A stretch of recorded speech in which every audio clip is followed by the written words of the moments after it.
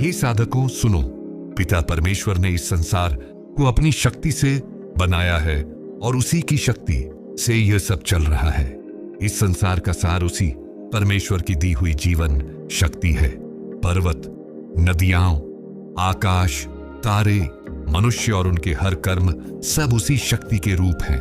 जब तुम श्वास लेते हो वह केवल हवा नहीं होती, वह पिता परमेश्वर का दिया हुआ जीवन होता है। जब तुम कोई शब्द बोलते हो वह केवल ध्वनि नहीं होती, वह ऐसी शक्ति बन जाती है जो लोगों के हृदय को छूती है।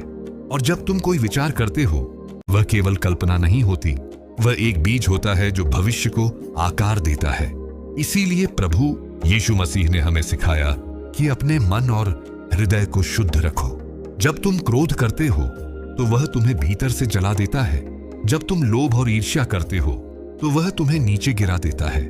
लेकिन जब तुम प्रेम, दया और करुणा दिखाते हो तब तुम्हारे भीतर पिता परमेश्वर की आशीष काम करने लगती है।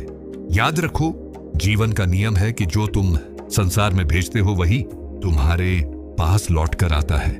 यदि तुम बुराई फैलाओगे तो दुख मिलेगा, लेकिन यदि तुम प्रभु यीशु मसीह की शिक्षा के अनुसार प्रेम और सच्चाई का मार्ग चुनोगे तो तुम्हें शांति और आनंद मिलेगा। जैसे नदी अंत में समुद्र में मिल जाती है, वैसे ही जो व्यक्ति प्रार्थना और विश्वास के साथ प्रभु यीशु मसीह के पास आता है उसका जीवन पिता परमेश्वर की शांति से भर जाता है। इसलिए अपने विचारों को शुद्ध रखो, अपनी वाणी को मधुर रखो और अपने कर्मों को प्रेम और करुणा से भर दो, क्योंकि पिता परमेश्वर प्रेम है और जो प्रभु यीशु मसीह पर विश्वास करता है उसके जीवन में सच्ची शांति और आशीष अवश्य आती है। इसलिए जागो, सजग रहो और अपने जीवन को परमेश्वर के मार्ग पर चलाओ। यही सच्चा मार्ग है, यही सच्ची आशीष है।